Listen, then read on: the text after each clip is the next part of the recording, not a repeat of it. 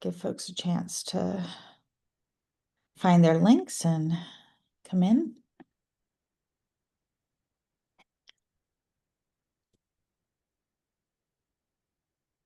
Hello, good afternoon, good morning.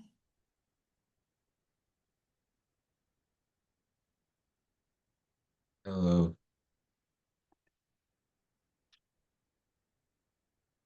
We'll give folks a couple minutes to find their links.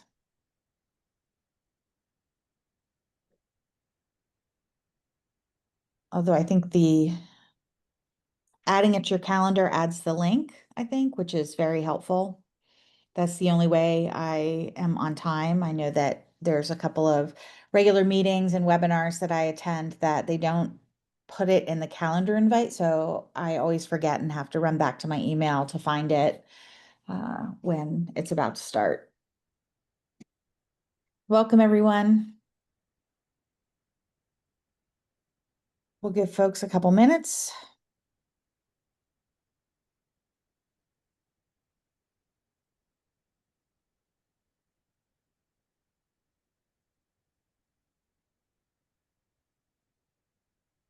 That's a nice picture, Doug. Where was that taken? Upstate?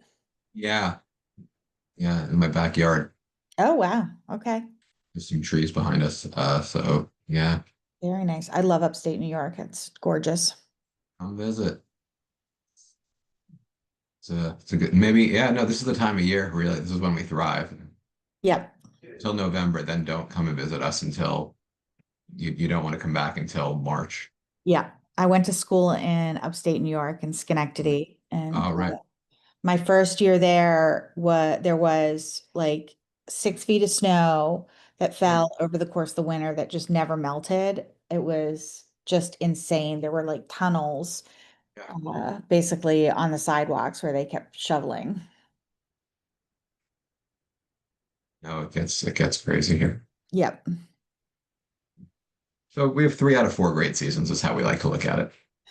I like a good winter. I'm one of those people that I really enjoy having 4 seasons. Winter can be very cold and snowy, and I'm fine with that. That to me is perfection. I think I didn't start to have issues with winter until I had a dog who really doesn't like winter, and the daily negotiation of let's get outside, just the number of years I lost in my Yeah, life. yeah, That's when I, that'll I do it. started to protest winter. That'll do it. Long commutes will also make you Yeah. curse winter. There's Yeah. plenty of things that make winter less inviting. Welcome, folks. Give folks a chance to find their links and sign on. We'll get started in a minute. I was just telling Doug, we've seen a sort of reversal in trends where most people are watching the webinars after the fact. And it used to be the other way around. I think as online communication gets more common, more people are doing that. I know that's how I watch all my webinars. So everybody that's watching this after the fact, welcome and thank you for coming to the webinar on your own time. Appreciate you being here. And welcome to the folks that are here today.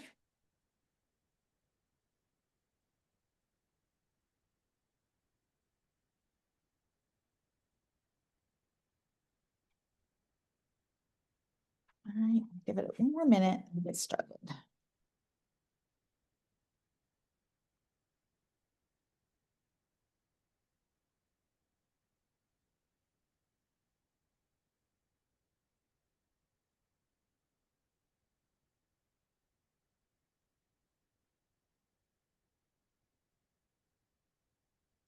All right, well, we will go ahead and get started. Thanks everybody for being here.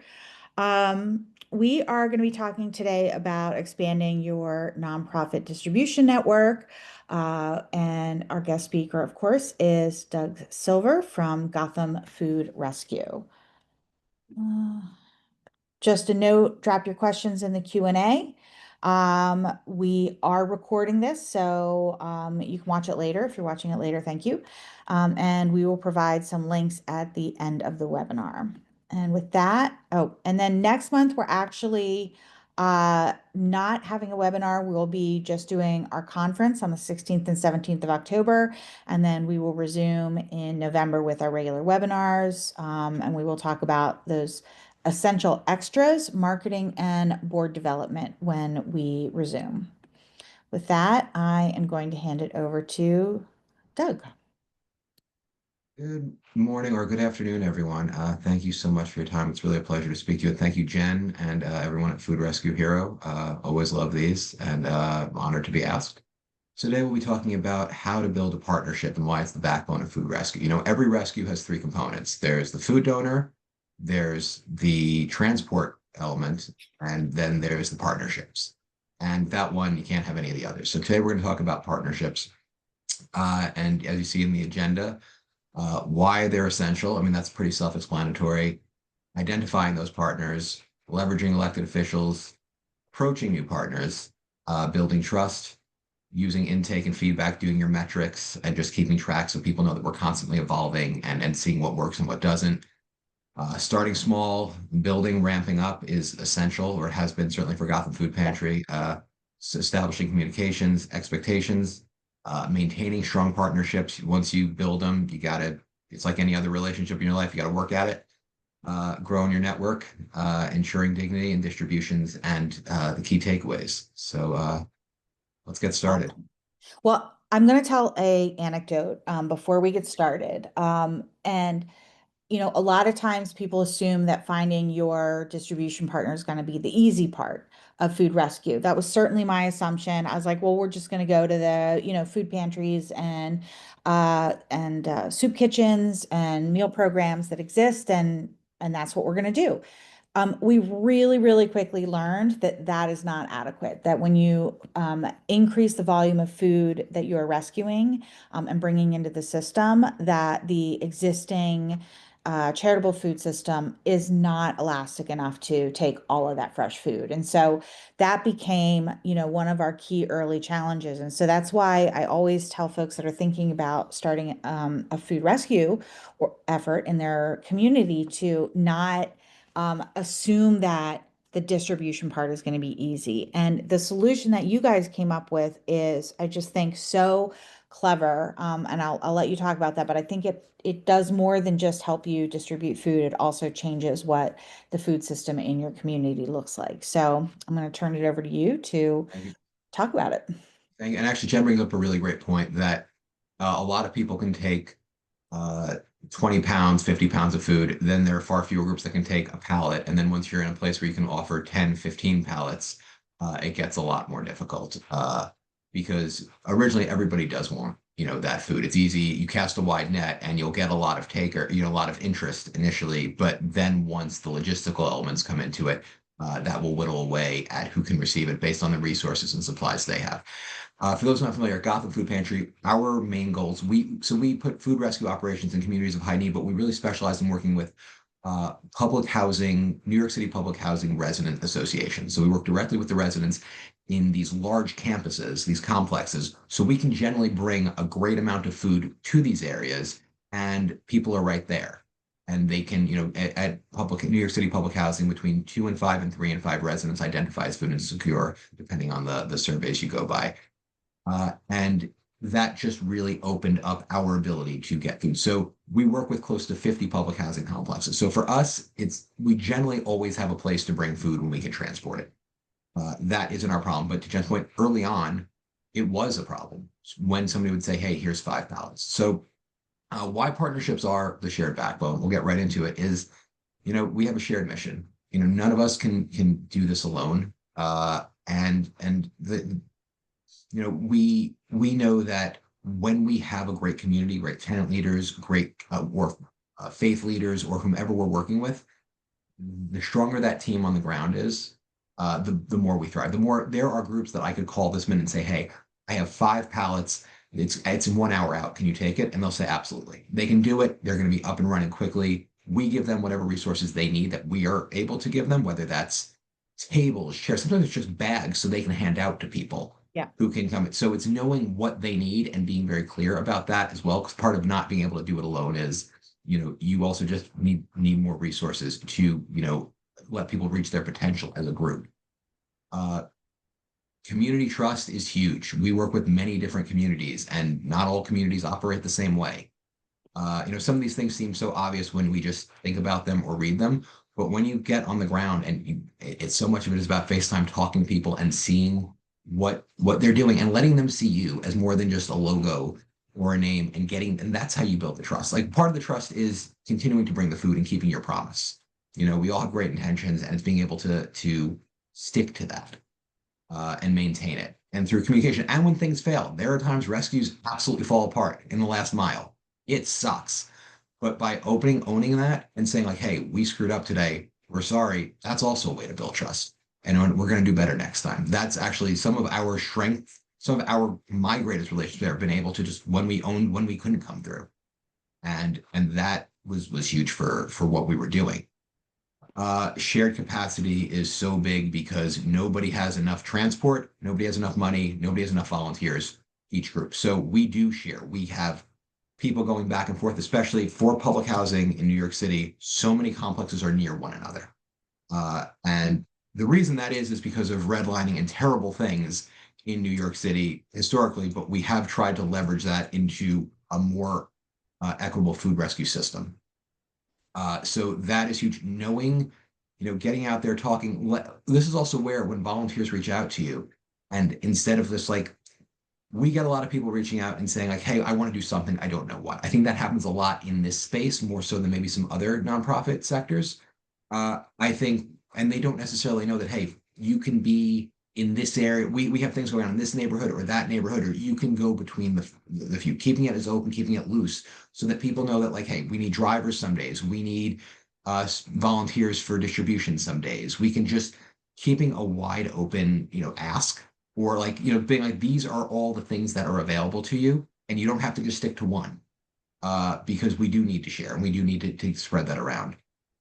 And yeah, the growth is so big in terms of the foundations we build to scale effectively. I don't think you should bring a new complex 10 pallets on day one. You really do need to scale up because everybody thinks that that sounds great until they see what 20,000 pounds of food looks like. That's happened to me. Like when we first started, I Yeah. don't even think Gotham had a name yet. And somebody called and said, hey, I heard what you're doing. I got 12 pallets of cabbage. And I was like, yeah, I Oh, could yeah. do that. And that arrived at 8 in the morning. And I did not leave wherever at the Dykeman houses up in Inwood, New York until 10 p.m. that night. And by the end, I was just begging cabs to come and take cabbages. And it was a Yeah. very, yeah. So It was cucumbers for us. I will yeah, say see, that. yeah.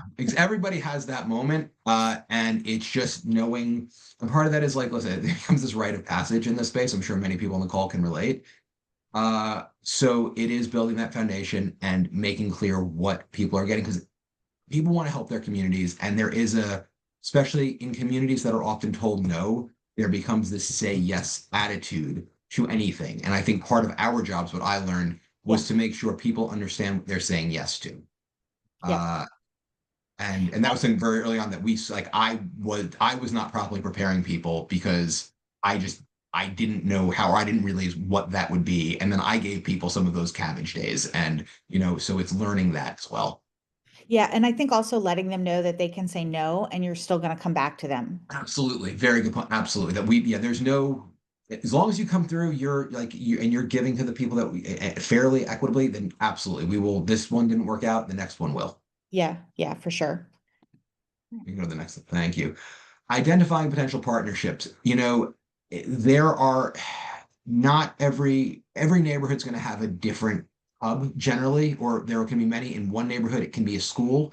In some, it can be a senior centers, libraries. For us, beyond public housing, faith-based organizations are huge. The number of churches we work Yeah. with throughout the city, and they're great. You have the network, you have drivers, you have people who are going to this community. Bless you. A number of times, maybe daily, a week, and they rely on it, and there's trust. Uh, Shelters, housing communities. The one thing I will flag with any shelters is often you might be limited in terms of hours. You might be limited in terms of what people are allowed to bring in. Mhm. So in New York, there's often a lot of the shelters have security that make it very difficult just for us to get in and out, or for the people who want our food to get out. Where we had an instance where there was a shelter that would not let anybody in after, I believe it was 8 p.m. So we got there at, to drop off this food at, I think, 7:30, but we weren't allowed inside. So people were running out to get the food so they could still get back in. And there was a line, and it was Ugh, really unpleasant. It was quite awful. yeah. Uh, so it's knowing those sites, high need sites you'll be able to find, especially in cities, or might be much easier. And then I think beyond everything else, even if you have those sites, I think you talk to your local elected officials because they're going to know things that you don't about the community, or they should certainly. And they can also, beyond identifying, facilitating. There were some one of the housing complexes we work with in New York City is the Fulton Houses. I could not get in touch with somebody at the Fulton Houses. I knew they needed help, could not find the people, could not get a name for the tenant association. I spoke to the community, the council member of that district, 2 emails within, of course, it's been an hour. I'm in touch with the tenant association leaders. To this day, they are one of our best tenant partners. We're close. We do probably 5 to 10,000 pounds with them on any given week. They are rock stars. And that's because it came through the elected official. They trusted him. That trust carried over to us, and it's 2 years now, and it's one of our strongest partnerships. That is such a good idea. Honestly, I've never thought of that. So, which is funny because I work with a lot of elected officials, but that is such a great idea, Doug. Thanks for Just sharing shake that. them down. No, of course. Yeah. I would say one thing when you're reaching out to elected officials, look for trying to get in touch with somebody in the chief of staff position. Don't go right to the top because that's not going to be the chief of staff, legislative liaison, Yeah. community, somebody with community in their title. That's to look for, and that could be more easily found on the website. Yeah, here they can do introductions, they're community connectors. They will one, they want that win as well. Like I don't want to make it this so cynical, but generally, like that phone call, that's a pretty easy win for them. They look good, they're doing it. They might show up whether you want them to or not at the distros, uh, but they really can help, and they should. And if they don't, well, that tells you something else. Then you can go to another level. You can talk to we have communicated with our state senators as well. You generally want to keep it as local as possible because that's Yeah. going to generally have the strongest connection, but not always. But cast that net, get it out there. It also makes people accountable. If they know, then they know, and you can move from there. And that can also be a great way. This is not a food rescue webinar, but local elected officials also should know local business leaders. Or in New York City, we have business improvement districts, BIDs, which is like where a lot of businesses will be in part of like an organization. They are a community. Local elected officials can also connect you to those as well. We've had some luck there. Uh, every city is going to have something different, but that it can also, that doesn't just have to be to connect you to the hungry. They can connect you to food sources as well. All right. Great points. Yeah, the approach, partly also I should have added to in with the approach is how it's made. A lot of, especially when we deal with a lot of our tenant associations are run by just tend to be much older people who aren't as comfortable or care about email as much as you might find in people who are under 50. Uh, so you might have to make a lot of phone calls. You might have to go knock on somebody's door. And that's how they'll respond. I am on the phone more now than I probably was in the 10 years before I started Gotham, just because of so many of the population people we deal with and lead the teams that we are sourcing for just prefer phone calls. But beyond the technology you use, but so I say that say, if you don't get an email return, don't take that as a no. It really just might be, yeah, they have an email address, but that's not what they rely on. So keep that in mind, but definitely lead with the shared mission. They're going to check out, they're going to ask around, but when they know you're here to feed people are going to listen, especially now. I think this is truer Yeah. today than when I started Gotham. Uh, you know, and listen beyond that, listen, ask what the community needs. You're going to have some assumptions that are correct. You're going to have some assumptions that are incorrect.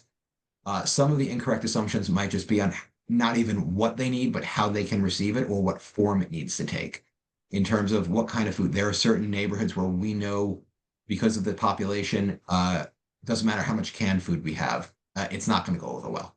It has to be fresh produce. They don't really care about the shelf stable and what kind of shelf stable they want, what hours they can take it in. If we have a public housing where most people are working, 6 a.m. to 2 p.m., then a 3 p.m. Uh, distribution time can work. But if it's a group that's only 9 to 5, or there's nobody at home, it changes things. Who can take at night, and what their capacity is as well. When, what days, all that. So what they need and how they need it. Uh, Share those value propositions. We know that your community is, this is an food insecure community. We can bring food on these days. We can keep this consistent. That's our promise to you. Like, be clear about what you're bringing and how often. Or if you don't know, you can be clear about that too. We're looking to build this up. Right now, we have one food rescue that we can get you 1 day a week. Oh, we are working to scale that up to multiple days a week. Uh, and yeah, again, lean on introductions. There's cold calling will just take more time. You'll get somewhere. Like, don't you? Yeah. Especially now, especially with prices what they are, snap cuts coming.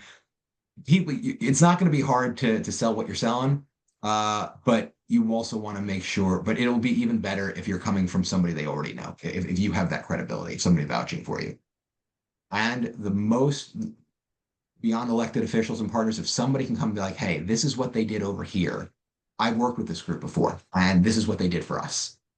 And if you can put that in with stories, testimonials, a one pager, references, that's key. It really just goes a long way. I'm Jen, I bet you've had this experience as well.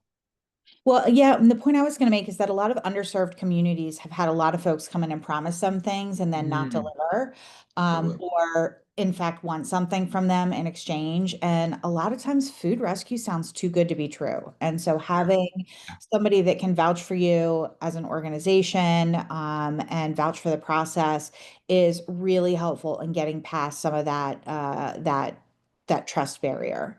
And then Absolutely. the other point that I wanted to make is that just from a purely sort of like transactional, like self-interest point of view, you're talking about organizations that have really varied needs and really varied open hours and Mm, ideal distribution hours.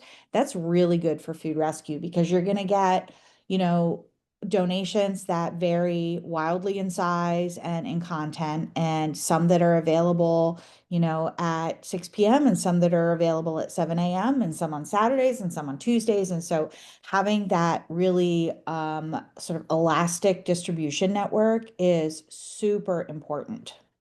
absolutely. Yeah. And this is maybe the most important aspect of it is being transparent. Don't promise the world. Uh, Definitely pilot collaborations are great. We generally do. It becomes a pilot, if nothing else, because people say, okay, let's try this. Almost I would say maybe every tenant complex we worked with, we were just trying it at first. Hey, let's give this a go, see how you react, see how team, Yeah. and then decide like, does this work for you? And what more would you need to make it work? What resources don't you have? Uh,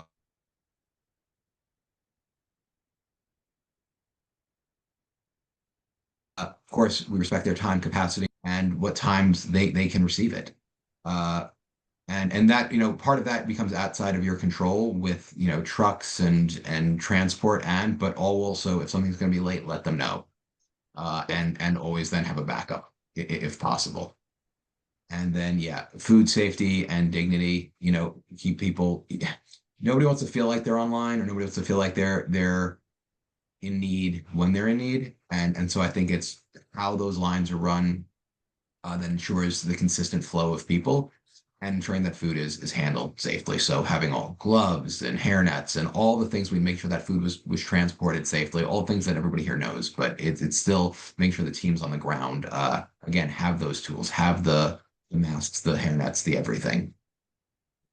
Yeah, dignity is so important. And one of again, another side effect of this distribution model is there's something a little bit less onerous about picking up food where you worship or at your housing site when you get home from work. or at a community hub as opposed to necessarily going to a pantry. And there's nothing wrong with pantries. They're amazing. They're great partners, but sometimes that can just feel like there's a lot of stigma to it. But if you're grabbing food in the course of your daily life, along with your neighbors and other program participants, it feels a little bit less uh, undignified. And that's, some of the response that we've heard as well. Absolutely. Yeah, this I intake and feedback forms we found very important, but I want to be clear, we didn't start doing that on day one. That is something that we had to ramp up to because it's one thing, and to ask our partners too, because from day one to say, hey, you're handing out all this food, you've never done this before, you're managing these lines, you're doing all these things, and oh, by the way, ask a few questions while you're at it. I wouldn't recommend that, but I think it's something to absolutely keep in mind. You could have the forums, maybe if you have some volunteers, you know, who can go. So we're doing this more with we have students who might need community service hours, college kids who maybe have more flexible schedules, uh, intake and feedback forms. It's good to figure out capacity. Well, I mean, the intake forms are one thing to do early on, but feedback is when you have to wait. So intake, like you just want to know early on, and somebody's going to be able to answer this, and so you'll know the name, the areas, what you can take, what hours. That everybody should do early on. But in terms of feedback afterward, that's something I think scale up to see what's working and what's not. So the quarterly stuff, uh, and beyond that, then you can also when you get to the feedback of how the distributions are going and what you as an organization can be doing better to serve these communities. That's also when you can start having ones for them to pass around to local businesses about food rescue, about, hey, are you additional food donors in the neighborhood? But you build up that way, and that's a form that we use now and ask our tenants to circulate, and they do, and it's gotten us some leads. But use How that often, data when you're ready to collect it. how often do you solicit feedback? Do you do, um, yeah, how often? Let's start For there. some sites, it's monthly. For some site, I mean, on one hand, people call us whenever, so it Oh, doesn't yeah. really, the ones who are comfortable, we will get phone calls. It can be weekly, but we send out forms, for most groups quarterly. For some groups, that we are working with so much, it could be monthly. Uh, How is your response rate? Offhand, I'd say 50 to 60%. It's not That's pretty amazing, good. but it's decent. It's decent. And then for others, but some will also say, hey, I got your form. They'll call and say, hey, I read this form. I saw I got the email. Let me just tell you what I Yeah, feel like. I'm not going to fill this out, but I'll just, talk to you about it, which is, that's a response in its own right. Own yeah, right. it is. It is. Yeah, that's I think something we've always struggled with is getting folks to fill out that form. Yeah. All right. Next. Yeah. And we've touched upon this, but start small, build up. And this is where we've had sites we started with one pallet. We have sites that can now do 15 in a day if we can get them the food. So, Wow, that's a lot of pallets. yeah, that one doesn't, but sometimes we'll have multiple. There are some warehouses in the Bronx that last minute they'll be like, hey, we have 10 pallets here. We might have 20. Can you send 2 trucks? And we'll try and break it up. But every once in a while, there's like, we just won't have somebody who can take that much food last minute. But we have a couple sites who can take it all. And then they will feed hundreds of households. Is it Uh, all the same thing? no, it's variety. Okay, Yeah, okay. 20 pallets of one item. We've been offered that. I I've been offered 40 pallets of apples at a go, and we're not at that point yet. We don't have anybody who Yeah, loves apples that much, but it's having those sites. One of the other things though about having so many partners, when you get an offer like that, is if everything can be brought to one central location, and then partners can come in, whether maybe you can yeah. reimburse them for a truck, a U-Haul, or gas stipends. That's big for us. It's just great to kind of do a calling all cars and see who can arrive, and that can really put a dent in a huge rescue like that. Yeah, that's something that we've done with when we have warehouse distributions that'll give us, 10 pallets of cucumbers or something, is that we work out a deal with them that our volunteers go pick it up there and they take it out to our various locations. It's a behemoth of a project, but it can be done. Yeah. I will say the first time we got a huge donation of cucumbers, and this was very early on, we got rid of most of them, but not all of them. And at one point, like we just looked at each other like, did we end hunger? Is this it? Like nobody wants any more That's cucumbers. What are we gonna do? good. Yeah, and this is partly what you do in an intake form, but who you want to main contact, and also a backup contact ideally. Confirm schedule, storage, all your volunteers, set the expectations. When possible, we have gotten into the habit of using MOUs, just so everybody can point to like these are what the expectations are. We don't have them with all our sites. It's just for some, it's more appropriate than others. But when you can, I think even if you're not going to send it out, I think it's great for each organization to write up even a template of an MOU of what your expectations would be of another group and what your expectations of yourself is. I think just even a brand identity exercise. And boards like to see that you have one. Yeah, that's true too. Yes, they do. Yeah. Again, we check in, train or celebrate wins. I think photos, press. We like to highlight our groups when it's appropriate. Uh, and thank them for all the work. We couldn't do anything without them. So yeah, and how you grow your network. Referral. Oh, I jumped ahead too fast. I'm that's sorry. all right. Get No, back. you're good. You're good. We have, all of our public housing groups. After we got the first one, almost everyone since then has been a referral from the last one that we worked with. Uh, and early on we were not looking to expand because we couldn't find food. But once you are successful and you are keeping that commitment and you have that trust, it's going to get a lot easier to find partners. Because they're gonna find you. Mhm. That's when you're gonna feel that added strain on food sourcing because you'll have that aspect figured out in many ways, but you're gonna now need to find a lot more food because there's always more hunger than there often is of food that you can access, but not food that's in existence. But yeah, you'll Now I yeah. get back there. Yeah, we're back. Yeah, no, it's it's good. But we've covered this, but yeah, stay adaptable. Uh, I would, figure out what training you can offer. This is a big one. One we're doing more is food safety training. When you can, maybe your food bank Mhm. will offer it for free. Maybe even Yep. if they're not a food, maybe if the site isn't even a food bank member, they might be willing to let you sign people up. Or there could be other groups that do. But I would also find resources online, find videos, something that people will watch, Yep.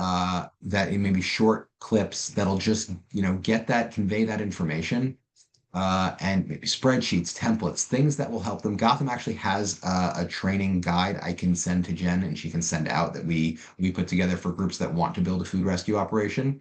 Uh, Jen, I'm not sure if I've sent this to you before, but I definitely can. Definitely And do. Yeah. if that would be helpful, we can just share that Yeah. because yeah. I know ServeSafe offers like a nonprofit discount or a bulk discount. We have Yeah. used them for years, although I think we were exploring a different option recently. But and it was like to get somebody trained as a food handler was only $15. Now that's going to mount Terrific. up over time with more partners, but that's also Yeah, something you can potentially get funding for, absolutely. and possibly joint funding with some of your distribution partners.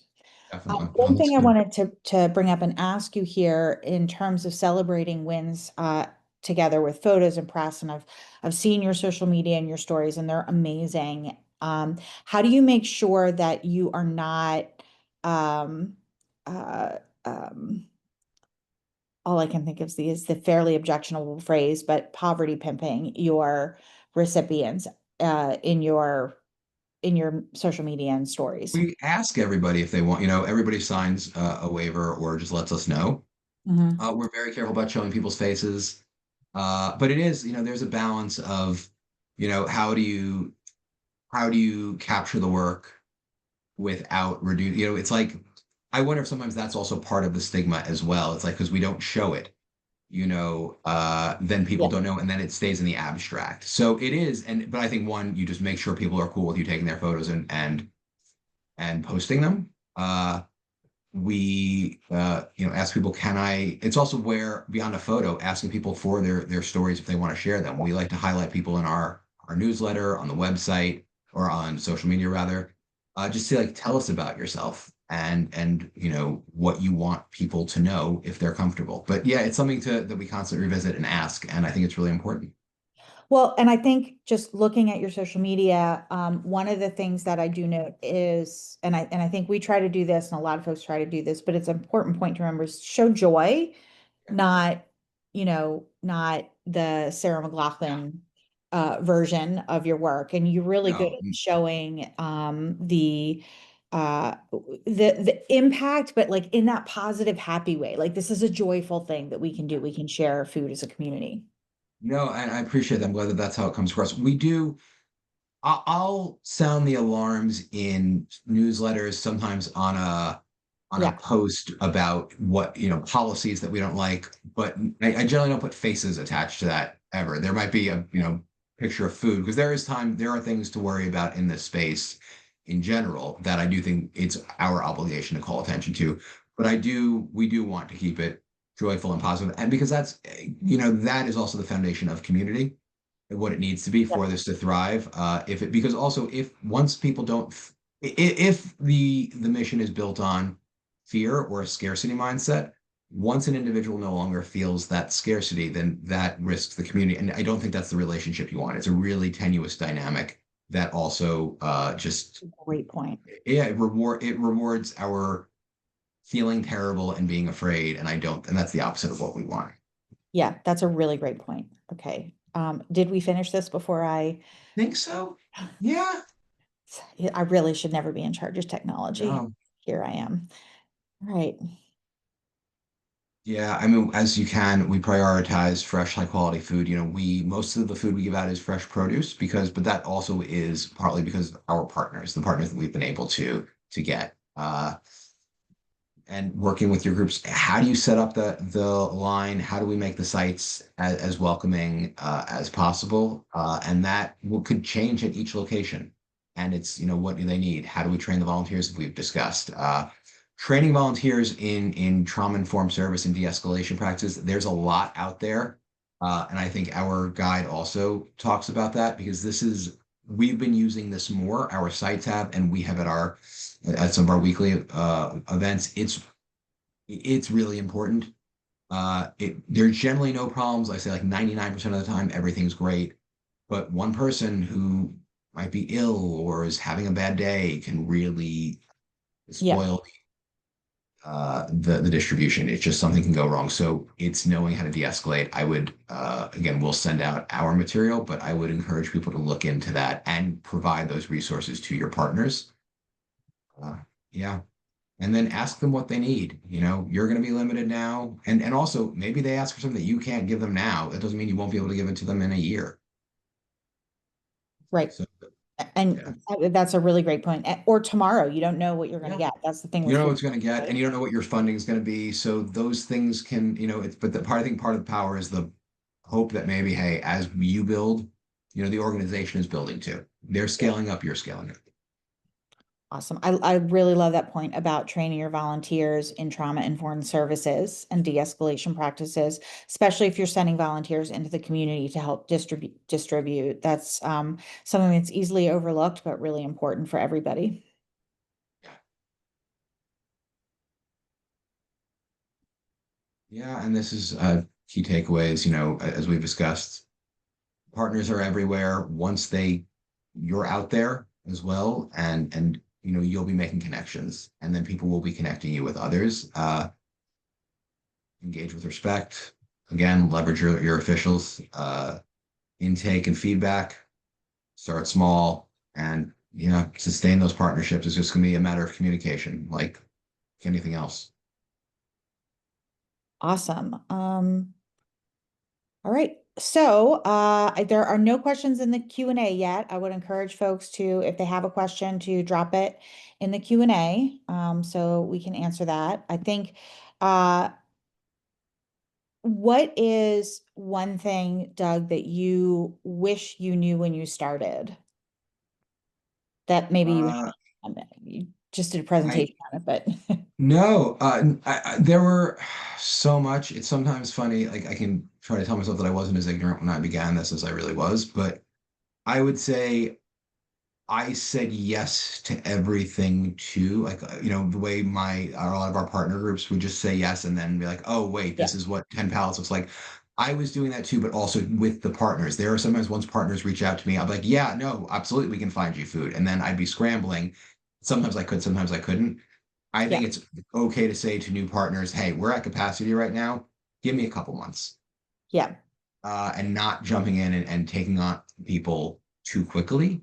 Hmm. I don't think you'll lose them. I think I was worried about losing them, worried about that we weren't going to be taking it seriously if we were turning people away. But the fact is, like, if we didn't have food to give them, like, what were we doing? Yeah.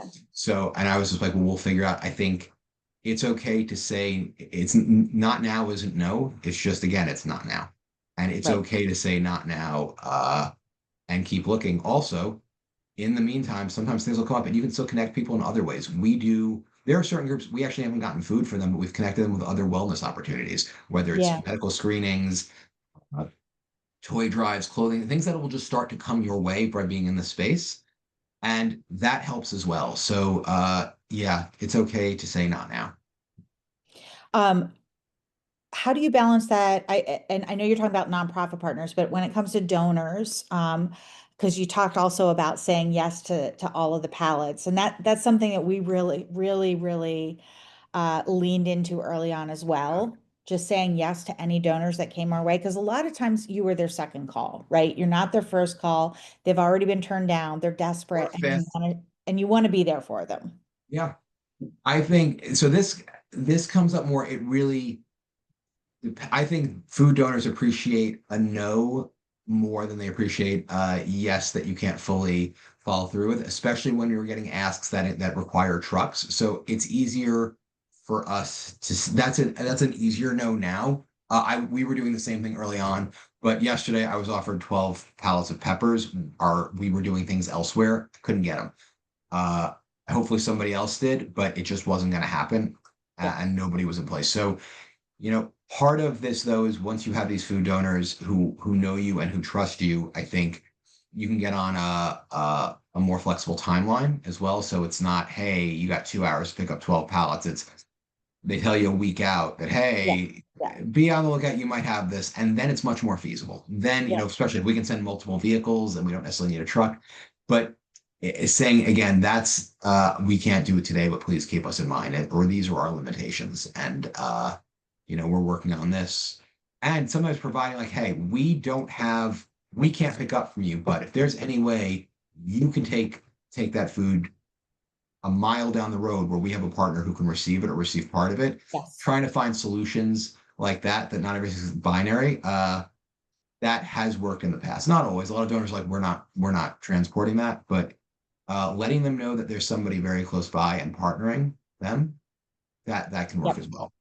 There's a few questions in the chat, but I just want to highlight something you said that I just think is so brilliant. And that is like, don't be afraid to problem solve with the donor or Yeah, with your partners. If they ask you to do something and you can't do exactly what they asked for, or vice versa with the nonprofit partner, that's the beginning of the conversation, not the end, right? See if you can figure out a way to make it work for everybody. And really, that's really what partnering is about. And that I think is so appreciated by both donors and nonprofit partners. I agree. Okay, so there's a couple questions in the chat, or in the Q&A. Do you have any magic tips on encouraging partner agencies to keep their information updated, such as their contact person, hours of operations, or holiday schedules? So part of that I would say is the quarterly feedback and asking. And you can also do a separate Yeah. form. That's one that I would do at least quarterly to check in. You'll see who when you reach out and people aren't, whether a number's not going through suddenly. Sometimes you might just have to have somebody on the fly do it. I think generally you're going to have most people staying up to date when that partnership, like when you're getting going well, like because you're going to be in contact. You're going to know that their numbers Yeah. connected, that they're answering. But I would say make that part of the quarterly schedule. And if not, at some point, you can make that its own form, and maybe that's a monthly check-in, just automatic. I don't. There are a bunch of programs that'll do that, but that's really important, and we've had that trouble. But Yeah. we try and check in a bunch on that.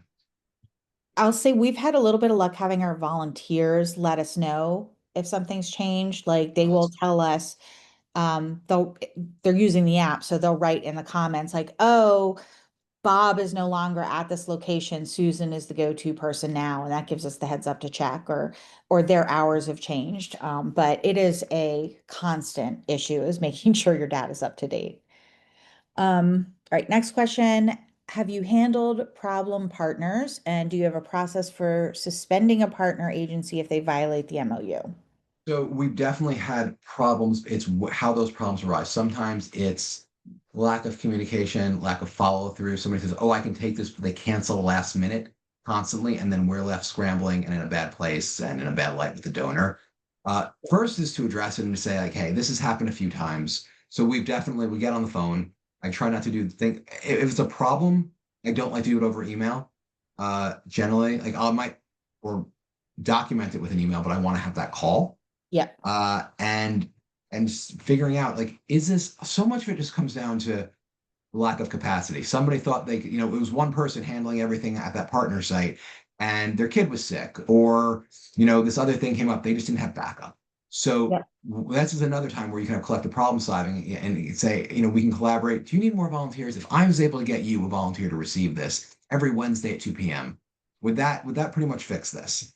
Uh, Sometimes it's saying like, hey, I can't get you that volunteer and you can't really stick with this right now. So we're not, formally suspending you, but we can't give you this rescue right now, but we're open to resuming it in when you have more people, when you have the resources you need that we can't get you right now. And we will still actively be trying to let you know, as long as it's never, we never come from an angle of we're punishing the partner, but just says there's a system here. And right now, this element of the system isn't working, this cog, and until we can find a way to make it work, we're going to have to send this food elsewhere. We don't want to, but right now it would be going to waste, and that's exactly what we're against.